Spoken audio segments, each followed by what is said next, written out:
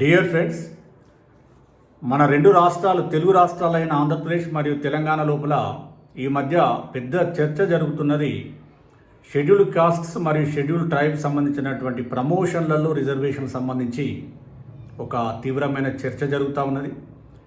2021లో మన తెలంగాణ ప్రభుత్వంలోని ముఖ్యమంత్రి కార్యాలయం జనరల్ అడ్మినిస్ట్రేషన్ డిపార్ట్మెంట్ అంటే సెక్రటరియట్ లోపల గతంలో ఇచ్చినటువంటి ప్రమోషన్లను ఈ కాన్సిక్వెన్షియల్ సీనియారిటీ ఇష్యూ తోటి రివ్యూ చేసి నష్టపోయిన వాళ్ళకి ప్రమోషన్లు ఇస్తూ ఇంకా కొంతమందికి ఎవరైతే పుష్ బ్యాక్ అవుతా ఉన్నారో, ఎవరైతే రివర్షన్ అవుతా ఉన్నారో వాళ్ళకు కొన్ని సూపర్ న్యూమరీ పోస్టులు క్రియేట్ చేసుకొని సర్దుబాటు చేయడం జరిగింది.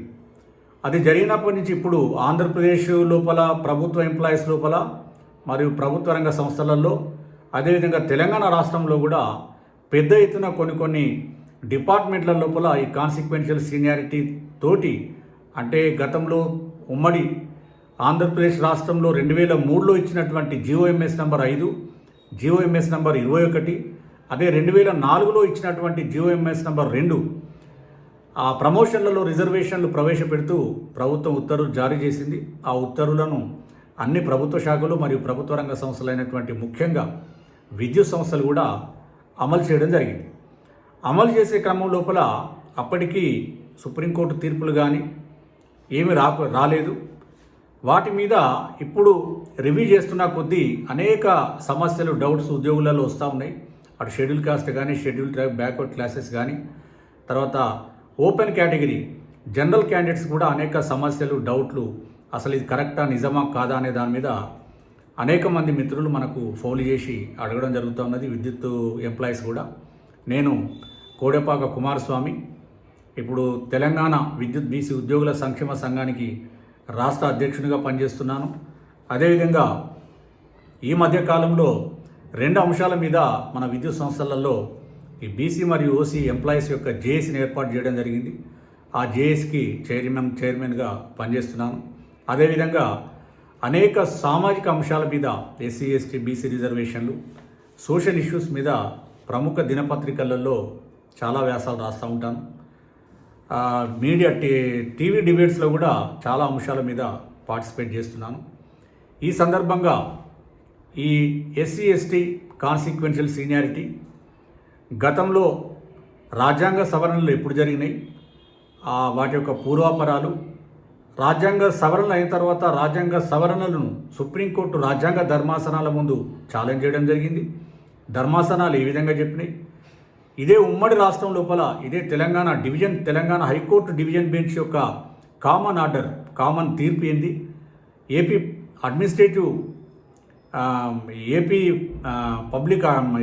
ట్రిబ్యునల్, అడ్మినిస్ట్రేటివ్ ట్రిబ్యునల్ కూడా గతంలో 2011లో ఒక తీర్పు ఈ ప్రమోషన్లలో రిజర్వేషన్ సంబంధించి ఇవ్వడం జరిగింది. ఈ అంశాల మీద ఇప్పుడు ఉన్నటువంటి మొత్తం సమాచారము, అదేవిధంగా ఇప్పుడు ప్రభుత్వములో ఏ విధంగా దీన్ని అమలు చేయబోతూ ఉన్నారు, ఇంకా ఎలా చేస్తే కరెక్ట్, ఏ విధంగా చేస్తే ఎవరికి అన్యాయం జరగకుండా ఉంటుంది అనే విషయాలను పూర్తిగా సమాచారంతో తెలియజేసే ప్రయత్నం చేస్తాను. అదేవిధంగా నేను చెప్తున్నటువంటి కేసులు, వాటి యొక్క సైటేషన్స్ ఈ వీడియో క్రింద డిస్క్రిప్షన్ బాక్స్ లోపల డీటెయిల్డ్గా ఆ సైటేషన్స్ కూడా తెలియజేయడం జరుగుతుంది. మిత్రులు ఎవరైనా అనుమానాలు ఉన్నా, డౌట్స్ ఉన్నా కూడా ఆ జడ్జిమెంట్స్ని మీరు డౌన్లోడ్ చేసుకొని గూగుల్లో కానీ లేదంటే లా పబ్లిషర్స్ దగ్గర కూడా మీరు తీసుకొని చూసుకోవచ్చు.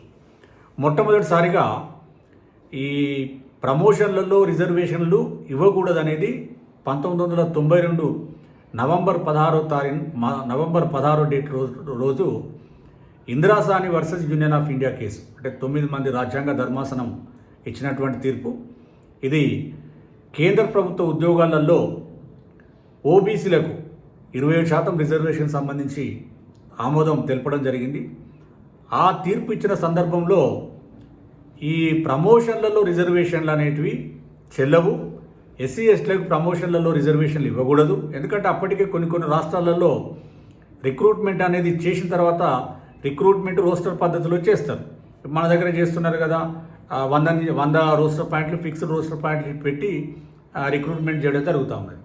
అదేవిధంగా ప్రతి కేంద్ర ప్రభుత్వ ఉద్యోగాలు కానీ ఇతర రాష్ట్ర ప్రభుత్వాల ఉద్యోగాలలో రోస్టర్ బేస్ మీద రిక్రూట్మెంట్ చేసి అదే రోస్టర్ బేస్ మీద ప్రమోషన్లు ఇవ్వడం జరిగింది. ఆ అంశము రాజ్యాంగ ధర్మాసనం దృష్టికి వచ్చినప్పుడు ఈ రిక్రూట్మెంట్ వరకే రోస్టర్ విధానము, ప్రమోషన్లలో మాత్రం మెరిట్ బేస్ మీద ఇవ్వాలి, ఎస్సీ ఎస్టీలకు ప్రమోషన్లలో రిజర్వేషన్ ఇవ్వాల్సినటువంటి అవసరం లేదు, రాజ్యాంగంలో ఆ వెసులుబాటు లేదని చాలా స్పష్టంగా తీర్పు చెప్పడం జరిగింది. ఇమీడియట్గా అప్పుడు కేంద్ర ప్రభుత్వము 1995 లోపల 77వ రాజ్యాంగ సవరణ తీసుకొచ్చి రాజ్యాంగంలో ఆర్టికల్ 16(4)A చేర్చడం జరిగింది. 16(4)A ఏం చెప్తుందంటే ఎస్సీ ఎస్టీల యొక్క హయ్యర్ పోస్టుల్లో వారి యొక్క ప్రాతినిధ్యం లేనట్లయితే, అంటే వాళ్ళ యొక్క అడిక్వేసి లేకపోయినట్లయితే వాళ్లకు రోస్టర్ పెట్టి ప్రమోషన్లలో కూడా రిజర్వేషన్లు ఇవ్వాలని చెప్పడం జరిగింది. 1995లో నుంచి రాజ్యాంగ సవరణ అయినప్పటి నుంచి అది అమలు చేస్తూ ఉన్నారు.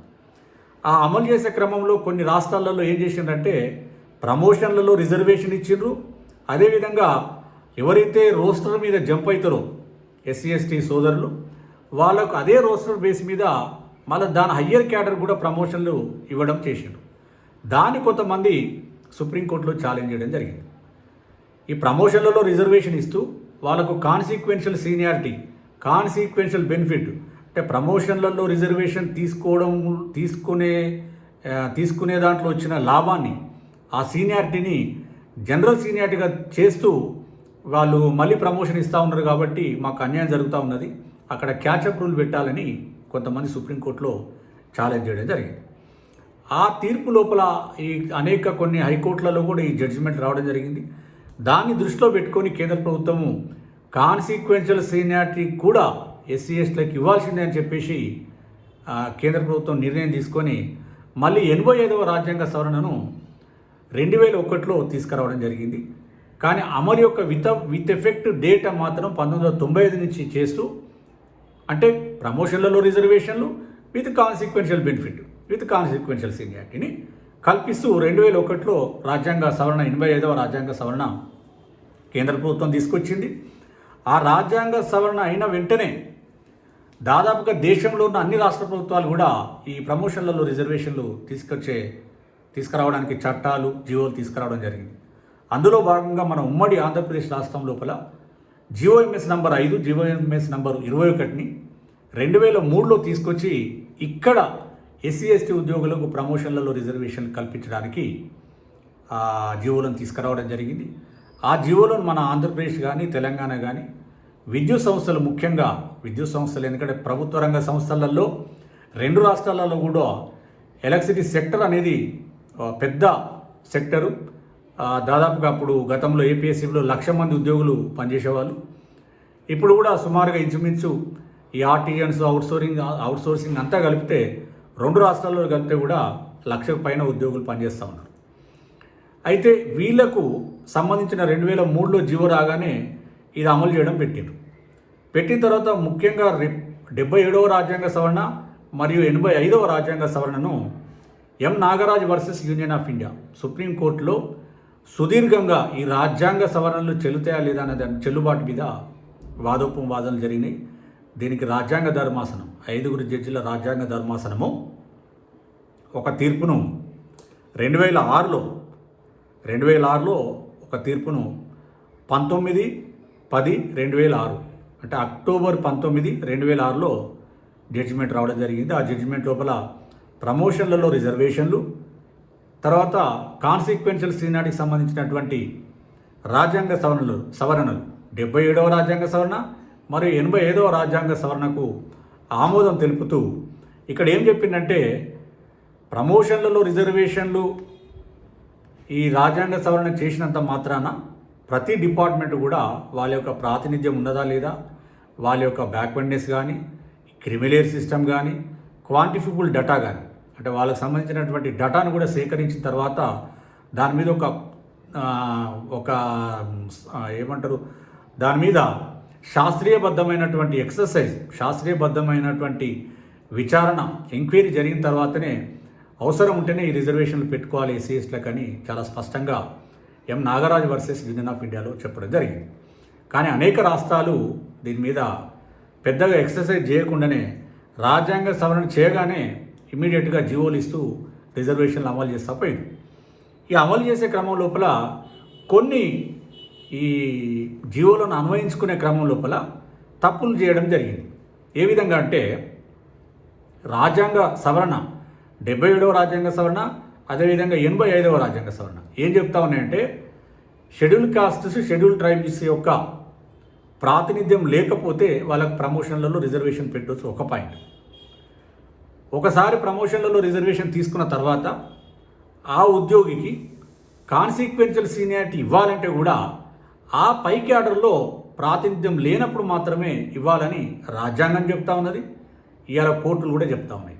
కానీ అనేక డిపార్ట్మెంట్లలో ఇంక్లూడింగ్ ఎలక్ట్రిసిటీ సెక్టర్ లోపల TS Genco, Transco, NPDCL, SPDCL, అదేవిధంగా ఆంధ్రప్రదేశ్ లోపల ఏపీ ఎస్పీడీసీలు కానీ, AP Genco, AP Transco, AP EPDCL, ఆంధ్రప్రదేశ్లో తర్వాత అన్ని ప్రభుత్వ రంగ సంస్థలలో, ప్రభుత్వ శాఖలలో, ఈవెన్ గవర్నమెంట్ డిపార్ట్మెంట్స్లో కూడా ఈ జీవోలను తప్పుగా అన్వయం చేసుకొని వాళ్ళకు కాన్సిక్వెన్షియల్ సీనియారిటీ అడిక్వెసీ లేకున్నప్పుడు మాత్రమే, అంటే వాళ్ళకి ప్రాతినిధ్యం లేకపోతేనే ఇవ్వాలి. కానీ వీళ్ళు ప్రాతినిధ్యం ఉన్నా లేకున్నా ఏం చూసింది లేదు. ప్రమోషన్లలో రిజర్వేషన్ ఇస్తా పోయినరు. ఒకసారి ప్రమోషన్లో రిజర్వేషన్ తీసుకున్న ఉద్యోగికి కాన్సిక్వెన్షియల్ సీనియారిటీని కూడా ఆ పై క్యాడర్లో అడిక్వేసీ ఉన్నప్పటికీ వాళ్ళని అదే విధంగా జంప్ చేస్తా ఈ రిజర్వేషన్లో ప్రమోషన్లు ఇస్తూ పోయినరు. అది పూర్తిగా అందరికీ అన్యాయం జరిగింది. ఇదే రాజ్యాంగ ధర్మాసనం Nagaraju versus union of India తర్వాత ఇంకొక హిస్టారికల్ జడ్జిమెంటు మనకు జర్నైల్ సింగ్ వర్సెస్ ఎల్ఎన్ గుప్తా 2018లో 26/9/2018లో ఇది కూడా 5 జడ్జిల రాజ్యాంగ ధర్మాసనం ఇచ్చినటువంటి తీర్పు. ఈ తీర్పులో ఏం చెప్పిందంటే ఈ ఎస్సీ ఎస్టీల యొక్క క్వాంటిఫిబుల్ డేటా అవసరం లేదు, అయినప్పటికీ వీళ్ళకి ప్రమోషన్లలో రిజర్వేషన్ ఇవ్వాలంటే అడిక్వేసీ ప్రాతినిధ్యం లేనప్పుడే ఇవ్వాలి ఒకటి, వాళ్ళ కాన్సిక్వెన్షియల్ సీనియారిటీ కూడా ప్రాతినిధ్యం లేనప్పుడే, ప్రాతినిధ్యం ఉంటే అక్కడ క్యాచప్ రూల్ అప్లై చేయాలి, అతనికి ప్రమోషన్ ఇవ్వడానికి వీల్లేదని చాలా స్పష్టంగా తీర్పులు చెప్పడం జరిగింది. మనకు ఉదాహరణకు మీకు ఒక బోర్డు మీద ఎక్స్ప్లెయిన్ చేస్తే బాగుండేది, మనకు బోర్డు అందుబాటులో లేదు కాబట్టి సింపుల్గా చెప్పే ప్రయత్నం చేస్తాను, అర్థం చేసుకోవాలని మనవి. ఇక్కడ suppose AD to DE cadre, suppose DE క్యాడర్లో 20 పోస్టులు వేకెన్సీ ఉన్నాయి అనుకోండి. 20లో 10 వేకెన్సీలు ఉన్నాయి, 10 మంది పనిచేస్తూ ఉన్నారు డిఈగా. అంటే మొత్తం క్యాడర్ స్ట్రెంత్ని 20గా తీసుకున్నప్పుడు ప్రమోషన్లో రిజర్వేషన్ పెట్టాలంటే minimum cadre strength 5 more than 5 ఉండాలి. ఇక్కడ డిఈ క్యాడర్లో ఈ 10 మంది డిఈలలో ఎస్సీ ఎస్టీలు లేరు, వాళ్ళకి ఇన్అడిక్వెసీ ఉంది, అంటే వాళ్ళకు ప్రాతినిధ్యం లేదు కాబట్టి అక్కడ రోస్టర్ పెట్టేసి ఏడీ క్యాడర్లో ఎక్కడో 62వ ప్లేస్లో ఉన్న ఒక ఏడీని డిఈ క్యాడర్లో నంబర్ 2 ఖాళీ ఉంది కాబట్టి ఉన్న 10 మంది తర్వాత 11వ దగ్గర అతన్ని పెట్టడం జరుగుతుంది. అని బై వర్చ్యూ ఆఫ్ ప్రమోషన్లలో రిజర్వేషన్ తీసుకొని వాళ్ళ సీనియర్లను కూడా జంప్ చేసి డిఈ క్యాడర్కి రావడం జరిగింది. డిఈ క్యాడర్కి వచ్చిన తర్వాత ఒక 4-5 సంవత్సరాల సర్వీస్ అయిపోయిన తర్వాత ఎస్సీ ప్రమోషన్ ఇస్తున్నప్పుడు అప్పటికే ఆయన పైన ఉన్న 10 మంది డిఈలు ఎస్సీలు అయిపోతారు, ఈయన స్లాట్ వస్తుంది. వచ్చినప్పుడు ఒక 4 ఎస్సీ ప్రమోషన్లు ఇచ్చేటప్పుడు అక్కడ ఎస్సీ క్యాడర్లో ఒక 10 వేకెన్సీలు ఉన్నాయనుకోండి, అలా 6 ఎస్సీ క్యాడర్లో ఆల్రెడీ ఉన్నారు, ఒక 4 వేకెన్సీలు ఉన్నాయి. ఈ 4 భర్తీ చేసేటప్పుడు ఆ ఉన్న 6 ఎస్సీలలో ఎస్సీ ఎస్టీలు సరిపోయేంతమంది ఉన్నారు, అంటే వాళ్ళ యొక్క అడిక్వెసీ ఉంది. అప్పుడు ఈ 4 వేకెన్సీలు భర్తీ చేసేటప్పుడు డిఈ క్యాడర్లో 1, 2, 3, 4 నలుగురికి అట్లా ప్రమోషన్ ఇచ్చారు, అది తప్పు. ఇక్కడ 1వ నంబర్లో ఉన్నటువంటి ఈ రిజర్వేషన్ అవైల్ చేసుకుని వచ్చినటువంటి ఉద్యోగికి పై క్యాడర్లో అడిక్వెసీ ఉంది కాబట్టి అతనికి ఇవ్వడానికి వీల్లేదు. అక్కడ క్యాచప్ రూల్ అప్లై చేసి అప్పుడు 2, 3, 4, 5వ క్యాండిడేట్కి, అంటే అతనికి ఏడీ క్యాడర్లో వీళ్ళంతా సీనియర్స్ కాబట్టి వాళ్ళకి ఇవ్వాలని చాలా స్పష్టంగా ఇవాళ సుప్రీంకోర్టు కానీ చాలా హైకోర్టులలో తీర్పులు ఉన్నాయి. ఆ తీర్పులను బేస్ చేసుకొని ఆ విధంగా అమలు చేయాలని చెప్తా ఉంది. ఒకటి, ప్రమోషన్లలో రిజర్వేషన్ అనేది ప్రాతినిధ్యం లేనప్పుడు మాత్రమే ఇవ్వాలి. తర్వాత ఒకసారి ప్రమోషన్లో రిజర్వేషన్ తీసుకున్న తర్వాత కాన్సిక్వెన్షియల్ సీనియారిటీ అతనికి ఇవ్వాలంటే ఆ పై క్యాడర్లో కూడా ప్రాతినిధ్యం లేనప్పుడు మాత్రమే ఆ కాన్సిక్వెన్షియల్ బెనిఫిట్, కాన్సిక్వెన్షియల్ సీనియారిటీ ఈ రాజ్యాంగబద్ధంగా వారికి సంక్రమిస్తుంది. అయితే ఇక్కడ మన ఆంధ్రప్రదేశ్ రాష్ట్రం లోపల చాలామంది ఉద్యోగులు ఇటు బ్యాక్వర్డ్ క్లాసెస్ కానీ జనరల్ క్యాండిడేట్స్కి అన్యాయం జరిగింది. వాళ్ళు 2016లో 2016 కూడా కాదు 2009లో ఇప్పుడు మన ఆంధ్రప్రదేశ్ రాష్ట్రంలో ఉమ్మడి రాష్ట్రంలో GOMS నంబర్ 26 ఇస్తూ ఈ SC/ST రిజర్వేషన్ ప్రమోషన్లలో రిజర్వేషన్ సంబంధించి కాన్సిక్వెన్షియల్ సీనియారిటీ కూడా వీళ్ళకి ఇవ్వాలని GOMS నంబరు 26 2009లో తీసుకురావడం జరిగింది. ఈ జియో తీసుకురాకపోయినా కూడా చాలా డిపార్ట్మెంట్లలో ఇంక్లూడింగ్ ఎలక్ట్రిసిటీ డిపార్ట్మెంట్లలో కాన్సిక్వెన్షియల్ బెనిఫిట్ కూడా ఇస్తూ ఉన్నారు. అది ఇచ్చే క్రమం లోపల పొరపాట్లు లోపాలు జరిగినాయి. అంటే ఈ జియోలను కరెక్ట్గా అన్వయించుకోకపోవడము, సరిగ్గా ఇంటర్ప్రిట్ చేసుకోకపోవడం వల్ల ఈ జనరల్ బీసీ క్యాండిడేట్లకు అన్యాయం జరిగింది. దీన్ని GOMS నంబర్ 26ను ఛాలెంజ్ చేస్తూ ఏపీ అడ్మినిస్ట్రేటివ్ ట్రిబ్యునల్ను అప్పుడు మన ఆంధ్రప్రదేశ్ రాష్ట్రంలో గవర్నమెంట్ ఎంప్లాయీస్ అప్రోచ్ కావడం జరిగింది. అప్పుడు ఈ GOMS నంబర్ 26ను ట్రిబ్యునల్ కొట్టివేసినప్పుడు ఇదే రాష్ట్ర ప్రభుత్వము హైకోర్టును అప్రోచ్ కావడం జరిగింది. అడ్మినిస్ట్రేటివ్ ట్రిబ్యునల్ యొక్క జడ్జిమెంట్ను ఛాలెంజ్ చేస్తూ 2016లో మీకు WP నంబర్ 4415/2016 ఈ పిటిషనర్స్ ఎవరంటే state of Telangana versus S Prakash మధ్య డివిజన్ బెంచ్లో దీని మీద సుదీర్ఘమైన వాదోపవాదనలు జరిగిన తర్వాత ఈ జడ్జిమెంటు 2018 డిసెంబర్లో జడ్జిమెంట్ ఇవ్వడం జరిగింది. ఇస్తూ ఏం చెప్పిందంటే ఈ Jarnail Singh versus LL Gupta case 2018లో సెప్టెంబర్లో తీర్పు వచ్చింది. Nagaraj versus union of India 2006లో వచ్చింది. ఈ రెండు తీర్పులను క్రోడీకరిస్తూ అసలు ఇక్కడ ఏ విధంగా చేయాలనేది చాలా స్పష్టంగా హైకోర్టు డివిజన్ బెంచ్ తీర్పు ఇచ్చేసి ఒక కామన్ ఆర్డర్ను పాస్ చేయడం జరిగింది. ఈ కామన్ ఆర్డర్ యొక్క ఏం చెప్పిందంటే మళ్ళీ అదే సుప్రీంకోర్టు చెప్పినటువంటి ఉత్తర్వులను చెప్తూ ఇక్కడ ఏపీ ట్రిబ్యునల్ ఇచ్చినటువంటి తీర్పును సెట్ అసైడ్ చేస్తూ ఈ Nagaraj versus union of India తర్వాత జర్నల్ సింగ్ వర్సెస్ LN గుప్తా యొక్క తీర్పులను, సుప్రీంకోర్టు తీర్పులను ప్రతి క్యాడర్లో AE to AD cadre, AD to DE cadre, DE to SC cadre, SC to DE cadre, ఇది ఇంజనీరింగ్ సర్వీసెస్లో. ఇంకా అది ఏ క్యాడర్లో ఏ సర్వీసెస్ తీసుకున్నా ప్రతి క్యాడర్ లోపల అడిక్వేసి ఇన్అడిక్వేసి ఇవన్నీ చూస్తూ ఈ తీర్పులను అమలు చేస్తూ ఇచ్చిన ప్రమోషన్లన్నింటినీ కూడా రివ్యూ చేసి ఎవరికైనా నష్టం జరిగితే వాళ్ళకి ప్రమోషన్ ఇవ్వాలి, లేదా SC/ST వాళ్ళకి కనుక నష్టం జరిగితే వాళ్ళకు కూడా ప్రమోషన్లు ఇవ్వాలని చెప్పి ఎవరికి నష్టం జరిగితే వాళ్ళని చేయాలి.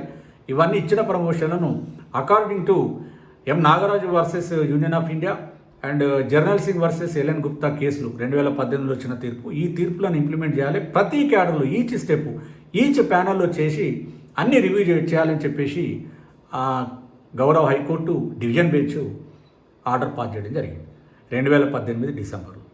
ఇమీడియట్గా మనకు రాష్ట్ర ప్రభుత్వము ఒక సర్క్యులర్ 2019లో ఈ జూన్ 2, 2014 నుంచి అంటే తెలంగాణ రాష్ట్రం ఏర్పడిన నాటి నుంచి ఇచ్చిన అన్ని ప్రమోషన్లను ఈ జడ్జిమెంట్ ప్రకారంగా రివ్యూ చేసి సెట్ చేసుకోమని చెప్పేసి ప్రభుత్వ శాఖలను, అదేవిధంగా ప్రభుత్వ రంగ సంస్థలను కూడా ప్రభుత్వ రంగ సంస్థలైనటువంటి electricity, TS Transco, TS Genco, డిస్కమ్స్ను కూడా ఆర్డర్ చేయడం జరిగింది.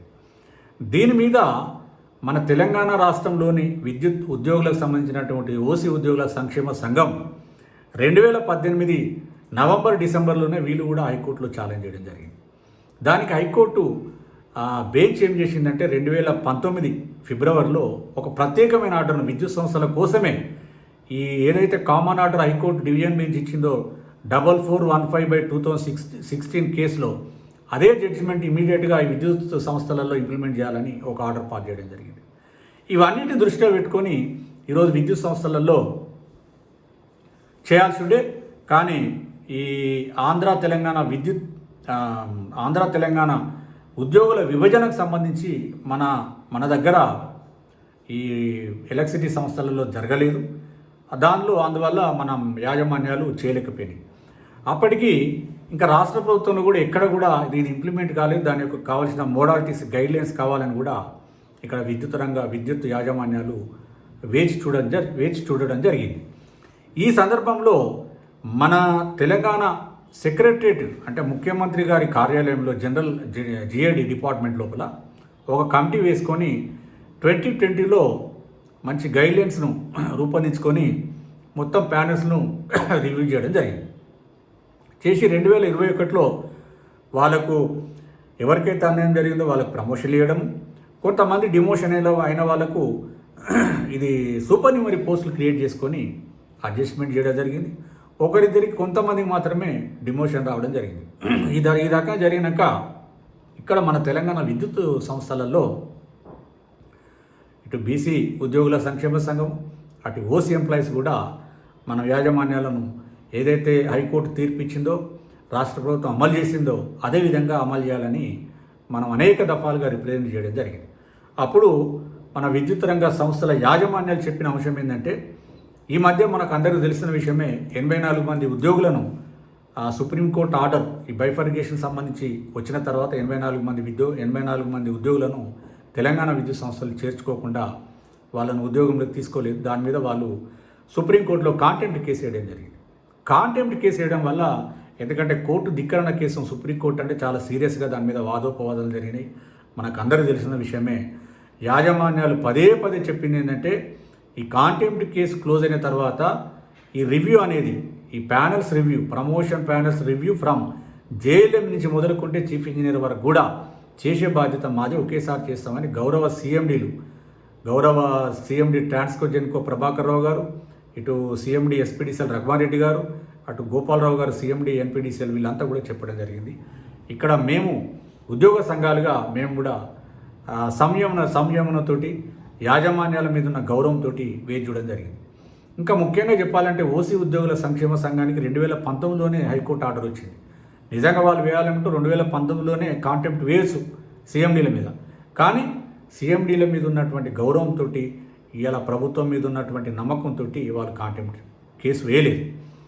ఇక సుప్రీంకోర్టులో 84 మంది ఉద్యోగులకు సంబంధించినటువంటి కేసు మొన్న డిసెంబర్ 12, 2022లో అది క్లోజ్ కావడం జరిగింది. క్లోజ్ అయిన తర్వాత అది ఇంప్లిమెంట్ చేస్తారు. ఇంకా ఎస్సీ ఎస్టీ కాన్సిక్వెన్షియల్ సీనియారిటీకి సంబంధించినటువంటి హైకోర్టు ఉత్తర్వులను, గవర్నమెంట్ ఆదేశాలను అమలు చేస్తారు. కానీ మనం అడిగినప్పుడు ఇప్పటి వరకు కూడా యాజమాన్యాలు చేయడం లేదు. ఇంకా తప్పని పరిస్థితిలో ఓసీ ఉద్యోగుల సంక్షేమ సంఘానికి ఆల్రెడీ వాళ్ళకు ఆర్డర్ ఉంది కాబట్టి వాళ్ళ హైకోర్టులో పిటిషన్ అంటే కాంటెంప్ట్ కేసు నంబర్ 97/2023ని ఫైల్ చేయడం జరిగింది. దాని ప్రకారంగా ఇప్పటికే చాలా సమయము గౌరవ కోర్టు ఇచ్చింది.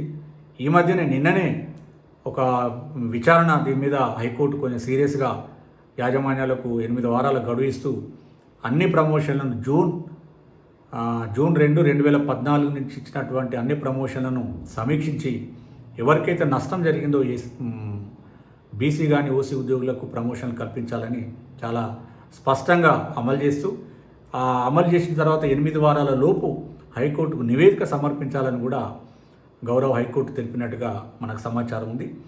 దీని మీద మనకు ఇప్పుడు ఆంధ్రప్రదేశ్ రాష్ట్రం లోపల 2011నే కట్ ఆఫ్ డేట్గా పెట్టి అన్ని ప్యానల్స్ను రివ్యూ చేస్తూ ఉన్నారు. మన తెలంగాణలో మాత్రము ఇక్కడ ప్రభుత్వం ఎందుకంటే తెలంగాణ రాష్ట్రం ఏర్పడిన డేట్ అనేది ఒక మైల్ స్టోన్గా తీసుకొని ఆ రోజు నుంచి ఇచ్చినటువంటి ప్రమోషన్లను మాత్రమే రివ్యూ చేసి సెట్ చేయమని చెప్పి గవర్నమెంట్ క్లియర్గా సర్క్యులర్ 2019లో అన్ని డిపార్ట్మెంట్లకు ఇవ్వడం జరిగింది, including electricity sector, energy department. కానీ ఇటు ఆంధ్రప్రదేశ్లో మాత్రం 2011 నుంచి అంటే అడ్మినిస్ట్రేటివ్ ట్రిబ్యునల్ ఇచ్చినటువంటి డేట్ అంటే ఆ తీర్పు ఇచ్చిన డేట్ నుంచి ఆ ఇయర్ నుంచి 2011 నుంచి అక్కడ రివ్యూ చేయడం జరుగుతూ ఉన్నది. నిజంగా వాస్తవానికి అసలు ఈ మన హైకోర్టు తీర్పు కానీ సుప్రీంకోర్టు తీర్పుల ప్రకారం మనకిచ్చినటువంటి మన గౌరవ తెలంగాణ హైకోర్టు డివిజన్ బెంచ్ ఇచ్చిన తీర్పు ఈ state of Telangana versus S Prakash ఈ తీర్పు ప్రకారంగా మనకు 2018 డిసెంబర్లో వచ్చింది. దీని ప్రకారం 2003 నుంచి ఎప్పుడైతే ఎస్సీ ఎస్టీ ఉద్యోగులకు ప్రమోషన్లలో రిజర్వేషన్లు మొదలు పెట్టినరో, ఇంట్రడ్యూస్ చేసినరో, ప్రవేశపెట్టినరో ఆ రోజు నుంచి అన్నీ రివ్యూ చేయాల్సినటువంటి అవసరం ఉంది. కానీ ఆ విధంగా చేస్తే నిజంగా కూడా చాలామంది ఉద్యోగులకు కొంత అన్యాయం జరిగే అవకాశం ఉంటుంది. అందుకే మన గౌరవ కేసీఆర్ గారు కానీ తెలంగాణ గవర్నమెంట్ ఒక మంచి సదుద్దేశంతో ఎక్కువ ఎవరికి నష్టం జరగకుండా ఇక నుంచైనా ఒక పద్ధతి ప్రకారం, ప్రిన్సిపల్ ప్రకారం రాజ్యాంగబద్ధంగా హైకోర్టు, సుప్రీంకోర్టు తీర్పులకు అనుగుణంగా ఈ రిజర్వేషన్లను అమలు చేస్తూ అటు ఎస్సీ ఎస్టీలకు అన్యాయం జరగకుండా, ఇటు బీసీ మరియు ఓసీలకు కూడా అన్యాయం జరగకుండా ఈ రిజర్వేషన్ పాలసీని ముందుకు తీసుకోవాలనే ఉద్దేశంగా తెలంగాణ రాష్ట్ర అవతరణ దినాన్నే కట్ ఆఫ్ డేట్గా పెట్టి చేయడం జరిగింది. నిజంగా అది అందరం కూడా స్వాగతిస్తూ ఉన్నాం. ఇంకా మా ఉద్దేశం ఏంటంటే ఎవరైతే ఈ రివ్యూస్ని చాలామంది నిజంగా కూడా కొన్ని అసోసియేషన్లు కానీ మిత్రులు కానీ చాలా కొంత ప్రచారం ఏంటంటే ఇప్పుడు ఈ బీసీ ఉద్యోగుల సంక్షేమ సంఘం కానీ లేకపోతే నా మీద కానీ వీళ్ళు రిజర్వేషన్లకు వ్యతిరేకంగా పనిచేస్తూ ఉన్నారు, ప్రమోషన్లు రిజర్వేషన్లకు వీళ్ళకి అవసరం లేదా, ఇవన్నీ రకరకాలుగా చెప్తా ఉన్నారు. ఇక్కడ భారతదేశం అంటేనే కులం అంటేనే భారతదేశం.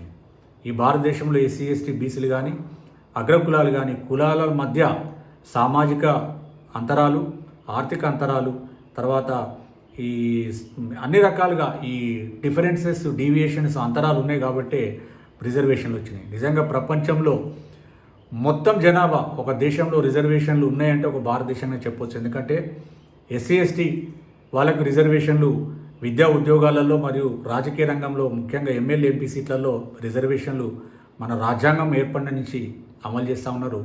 ఇలా సామాజికంగా విద్యాపరంగా వెనుకబడిన వర్గాలు అంటే బ్యాక్వర్డ్ క్లాసెస్, అంటే according to constitution backward classes అని చెప్పరు, socially and educationally backward classes అని చెప్తారు. అదే సెంట్రల్ గవర్నమెంట్లో అయితే అదర్ బ్యాక్వర్డ్ క్లాసెస్ అని సింపుల్గా పిలుస్తారు. మన రాష్ట్రంలో బ్యాక్వర్డ్ క్లాసెస్ అంటారు. వీళ్ళకు కేంద్ర ప్రభుత్వ ఉద్యోగాలలో 1993 అమలు చేస్తూ ఉన్నారు. అదే కేంద్రీయ విద్యా సంస్థలలో 2008 నుంచి చేస్తూ ఉన్నారు 27% రిజర్వేషన్లు. ఇదే మన రాష్ట్రంలో ఉమ్మడి ఆంధ్రప్రదేశ్ కానీ ఇప్పుడు తెలంగాణలో 1972 నుంచి విద్యా ఉద్యోగాలలో ఏబిసిడి కేటగిరీ విభజన ద్వారా రిజర్వేషన్లు అమలు చేస్తూ ఉన్నారు. ఇంకా రాజకీయ రిజర్వేషన్లు వీళ్ళకి లేవు. ఒక స్థానిక సంస్థలైనటువంటి ఈ సర్పంచెస్ కానీ, వార్డ్ మెంబర్స్ కానీ, మున్సిపాలిటీస్ కానీ, ఈ గ్రేటర్ హైదరాబాద్ ఇట్లా అన్నిట్లలో కూడా స్థానిక సంస్థలలో 1994 నుంచి గతంలో 34% రిజర్వేషన్ బీసీలకు అమలు చేసేవాళ్ళు. ఇప్పుడు ఈ మధ్య రకరకాల సమస్యలతోని, న్యాయపరమైన చిక్కులతోని, కోర్టుల ఆదేశాల ప్రకారంగా ఈ 50% సీలింగ్తో వీళ్లకు ఇప్పుడు 24% కుదించారు. అదేవిధంగా ఎకనామికల్ వీకర్ సెక్షన్స్కి 103వ రాజ్యాంగ సవరణ ద్వారా అంటే ఎస్సీ ఎస్టీ బీసీ కాకుండా ఎవరైతే అగ్ర కులాల వాళ్ళు ఉన్నారో వాళ్ళల్లో ఉన్న ఆర్థికంగా పేదలకు ఎకనామిక్ బేస్ మీద వార్షిక ఆదాయం 8 లక్షల లోపు ఉన్న వారికి, అదేవిధంగా ల్యాండ్ వ్యవసాయ భూములు 5 ఎకరాల లోపు ఉన్న వాళ్ళకి, అదే అర్బన్ ఏరియాలో 200 గజాల తక్కువ ఉన్న వాళ్ళకి, అదే రూరల్ ఏరియాలో అయితే ఇంటి స్థలము 1000 గజాల లోపు ఉన్న వాళ్ళకి ఇట్లా కొంత క్రైటీరియా గవర్నమెంట్ ఆఫ్ ఇండియా పెట్టి వాళ్ళకి 10% రిజర్వేషన్లు అమలు చేస్తూ ఉన్నారు. మన తెలంగాణలో కూడా 2021 నుంచి వాళ్ళకు ఈ రిజర్వేషన్లు అమలు చేస్తూ ఉన్నారు. అయితే అందుకే ఎందుకంటే మనకు భారతదేశంలో మొత్తం జనాభా రిజర్వేషన్ కోటాలకి తీసుకురావడం జరిగింది.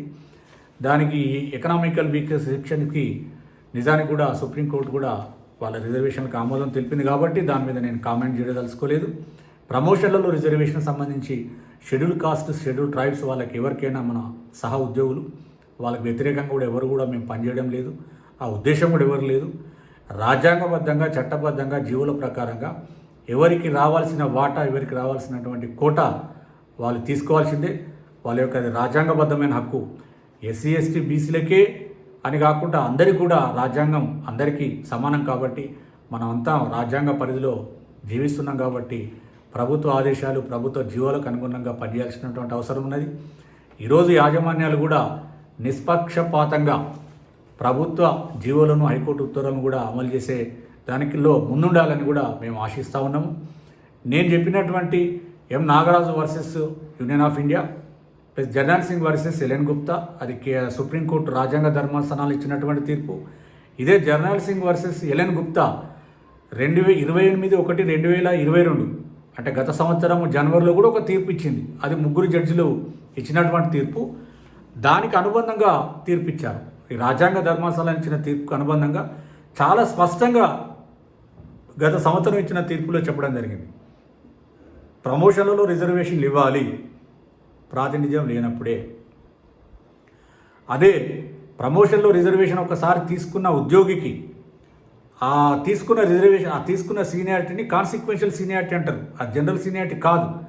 ఆ కాన్సిక్వెన్షియల్ సీనియారిటీని బెనిఫిట్ని ఇవ్వాలంటే ఆ పై క్యాడర్లో కూడా వాళ్ళ యొక్క ప్రాతినిధ్యం లేనప్పుడు మాత్రమే ఇవ్వాలి. లేదంటే అక్కడ ఆ ఎంప్లాయీని హోల్డ్ చేసి ఆ ప్రమోషన్ అప్పుడు అతని కింద ఉన్న సీనియర్కి ప్రమోషన్ ఇవ్వాలని చాలా స్పష్టంగా చెప్పడం జరిగింది. చాలామంది కొంత దీన్ని ఇంటర్ప్రిట్ చేయడంలో తప్పు చేయడము, ప్రచారంలో తప్పు చేయడం ఇలా చేస్తూ ఉన్నారు. అందుకే సుప్రీంకోర్టు ఆర్డర్లు కాకుండా మన high court order, common order WPMP number 4415/2016 ఇది డిసెంబర్ 2018లో తీర్పు రావడం జరిగింది. దీంట్లో కూడా ఆ 2 రాజ్యాంగ ధర్మాసనం ఇచ్చినటువంటి తీర్పులు, దాని తర్వాత 2018లో అనుబంధంగా వచ్చిన తీర్పును బేస్ చేసుకొని తీర్పు చెప్పడం జరిగింది. ప్రతి ప్రమోషన్ ప్యానెల్లో ప్రతి క్యాడర్లో కూడా ఈ తీర్పులను ఇంప్లిమెంట్ చేస్తూ ప్రమోషన్లు కల్పించాలని, ఒకవేళ కల్పించినట్లయితే అన్నీ కూడా రివ్యూ చేసి ఇక్కడి నుంచి కల్పించాలని చెప్పి కూడా మన 2 రాష్ట్రాలు అటు ఆంధ్రప్రదేశ్ ఇటు తెలంగాణ ప్రభుత్వాలను ఆదేశించడం జరిగింది. మన తెలంగాణ రాష్ట్రంలో సెక్రటరియట్లో జనరల్ అడ్మినిస్ట్రేషన్ డిపార్ట్మెంట్లో చీఫ్ సెక్రటరీ గారి యొక్క ఆఫీస్లో అంటే ముఖ్యమంత్రి గారి కార్యాలయంలో ముఖ్యమంత్రి గారి ఆమోదంతో 2021లోనే అమలు చేయడం జరిగింది. ఇంకా కొన్ని డిపార్ట్మెంట్లలో కూడా అమలు చేస్తున్నట్టుగా సమాచారం. ముఖ్యంగా ఎలక్ట్రిసిటీ సెక్టర్లో పెద్ద మొత్తంలో ఇంజనీరింగ్ క్యాడర్స్, ఇంజనీరింగ్ ఆఫీసర్స్, తర్వాత ఆఫీసర్ క్యాడర్ ఉంటుంది కాబట్టి ఇక్కడ చాలా ఎఫెక్ట్ అయిన, చాలా నష్టపోయిన వాళ్ళు కూడా ఉన్నారు. ఈ తెలంగాణ ప్రభుత్వం తీసుకున్నటువంటి నిర్ణయం వల్ల అంటే జూన్ 2, 2014 నుంచే కాబట్టి ఎవరికి కూడా పెద్దగా నష్టం ఉండదు. కాబట్టి దీన్ని తెలంగాణ విద్యుత్ సంస్థలలో పనిచేస్తున్న ప్రతి ఉద్యోగి, ఎస్సీ కానీ, ఎస్టీ కానీ, బీసీ కానీ, ఎవరైనా ఈడబ్ల్యూఎస్ కానీ, ఓసీ కానీ, ఏ ఉద్యోగి అయినా కూడా అందరి న్యాయం కోసం ఆలోచించాలని తెలియజేస్తున్నా. అదేవిధంగా ఆంధ్రప్రదేశ్లోని విద్యుత్ సంస్థలలో కూడా ఈ ప్రక్రియను ఈ మధ్యనే మొదలుపెట్టారు. ఇంకా ఆంధ్రప్రదేశ్లో 2020లో ఆ సర్క్యులర్ వచ్చింది. మన దగ్గర 2019లో సర్క్యులర్ వచ్చింది. 2020లో సర్క్యులర్ ఇస్తూ 2011 నుంచే అంటే ఏపీ అడ్మినిస్ట్రేటివ్ ట్రిబ్యునల్ ఇచ్చినటువంటి తీర్పు ఆ డేట్ నుంచే దీన్ని అమలు చేయాలి, దీన్ని అన్ని ప్యానల్స్ రివ్యూ చేయాలని అక్కడ నిర్ణయం తీసుకోవడం జరిగింది. ఇక్కడ ప్రజెంట్ ఇప్పుడు ఈ ఎలక్ట్రిసిటీ సెక్టర్ లోపల ఈ 4 CMDల మీద కాంటెంప్ట్ కేసు పెండింగ్లో ఉంది. త్వరలోనే దీని మీద ఒక మంచి సొల్యూషన్ వస్తుందని ఆలోచిస్తున్నాను. నేను చెప్పినటువంటి ఇప్పుడు సుప్రీంకోర్టు, హైకోర్టు తీర్పులకు సంబంధించినటువంటి సైటేషన్స్, ఆ రిట్ పిటిషన్ నంబర్లు, స్పెషల్ పిటిషన్స్ SLP నంబర్లు అన్నీ కూడా ఈ వీడియో కింద డిస్క్రిప్టివ్ బాక్స్లో దాంట్లో పూర్తిగా డీటెయిల్గా తెలియజేయడం జరుగుతుంది. ఎవరైనా ఇంట్రెస్ట్ ఉన్నటువంటి ఇంజనీర్స్ కానీ, ఆఫీసర్స్ కానీ, ఎంప్లాయీస్ కానీ, ఇప్పుడు గవర్నమెంట్ ఎంప్లాయీస్ కూడా దీని మీద చాలా అవగాహన లేదు. చాలా డిపార్ట్మెంట్లలో డైలమాలో ఉన్నారు. ఇది ఏందో కూడా అర్థం చేసుకునే పరిస్థితులు లేరు. కాబట్టి గవర్నమెంట్ ఎంప్లాయీస్ కూడా ఇది సమాచారం ఉపయోగపడుతుందని ఆశిస్తూ ముగిస్తున్నాను. Thank you.